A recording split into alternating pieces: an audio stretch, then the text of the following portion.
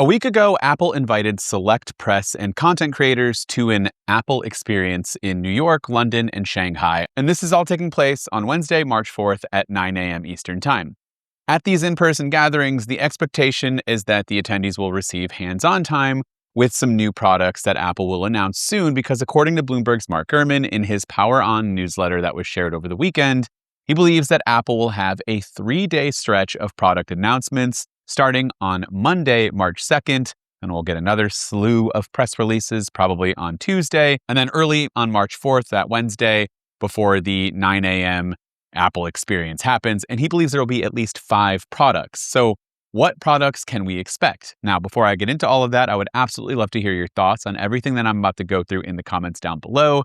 And also be sure to subscribe, because I will be at the event and I will be bringing you coverage, so you don't want to miss that. But some of the expectations here is that a new low-cost MacBook is looking to be very likely.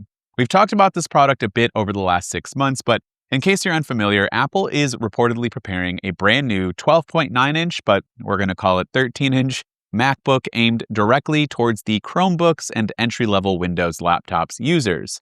And it's going to be powered by an Apple A18 Pro chip. Yes, this is an iPhone-class chip inside of a Mac. Now, before you think that sounds crazy, A18 Pro performs roughly in line with the M1 in multi-core performance, and it actually beats it out in graphics. So for students and casual users, and then if like a business wants to get a fleet of these for web browsing, document work, light editing, whatever the case may be, this is going to be more than capable.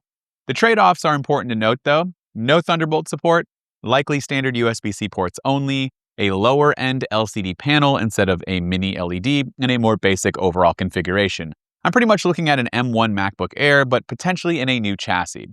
Pricing is rumored between $699 and $899. I think it's going to be more towards that $699, which is going to be a major move. This suddenly puts macOS way more accessible to an entirely new audience, like schools, first-time laptop buyers, and families who just want something reliable and cheap that they can kind of rotate around the house, and different users can kind of get in there and do what they need to do. There's also been rumors about this being kind of, the more affordable, more fun, showcase a variety of different colors, and the Experience Invite also showcases a variety of different color options that just so happen to coincide with the rumored colors for this MacBook. And this will be, if it happens, the most colorful laptop since Apple's iBook G3 era in the late 90s, which included like an orange, tangerine, blueberry, indigo, graphite, and key lime colors. We can also expect the iPhone 17e to be unveiled during the first week of March, and this is expected to feature 4 key upgrades from last year's 16e. MagSafe is the biggest key addition to the 17e, as the 16e only had wireless charging via Qi, but no MagSafe support, so you didn't get that combo.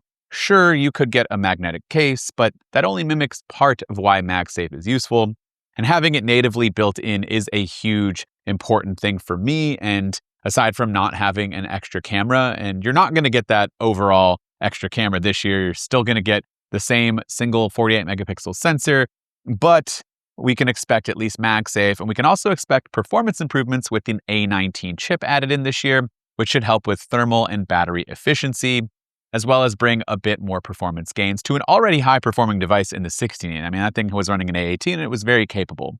The C1X modem will make its way over for improved 5G connectivity, as well as Apple's N1 chip for Wi-Fi 7 support. Now, the other 3 products that we think might be coming are kind of up in the air for me. There are some that I think will be more likely than others. If I had to go with my next best guess as to what I think would be more likely, the M5 Pro and M5 Max MacBook Pro are imminent at any point here. There's a lot of stock that's dwindling.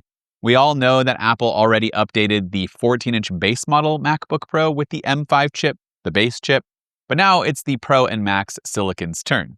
These updated 14 and 16-inch MacBook Pro models, unfortunately, will keep all of the same design elements and chassis, so it's really just a silicon bump.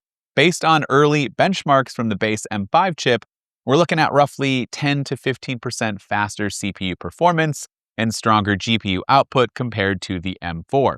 For the Pro and Max variants, that likely means more CPU cores, more GPU cores, higher memory, bandwidth, and faster SSD performance, and just a better sustained performance under that heavy, intensive workloads, for the people that would need a Pro and Max chip. Pricing is also expected to remain consistent if Apple doesn't shake things up, starting around the $1999 for 14-inch model, with the M5 Pro and $23.99 for the 16-inch M5 Pro model. And then you're moving into that $31.99 and $34.99 for the Max 14 and 16 configurations, respectively.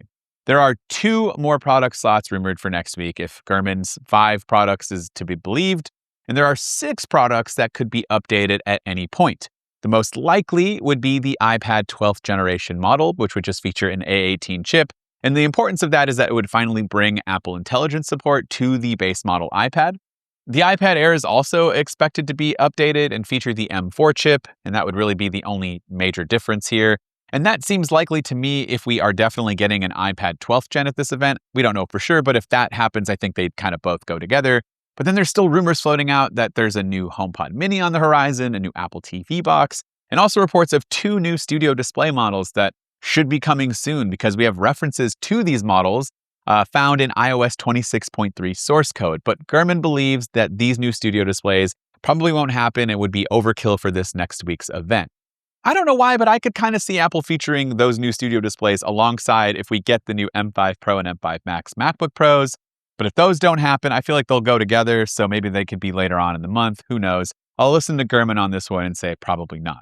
What do you think, though? Anything here that you're excited for? Anything that you're finally hoping to pick up? I know a lot of people want an Apple TV. I don't know if that's coming. It should be soon. A lot of these products that we've mentioned, the stock is dwindling and you can't really get them anymore, or it's just heavily delayed. And that usually points to when supplier stock is down, when it's, low shipping times on Apple's website, usually points down to we're going to get some new ones updated here soon. So would love to hear from you in the comments down below. This has been Dan with MacRumors. Thanks so much for watching, and I look forward to seeing you around in the next video.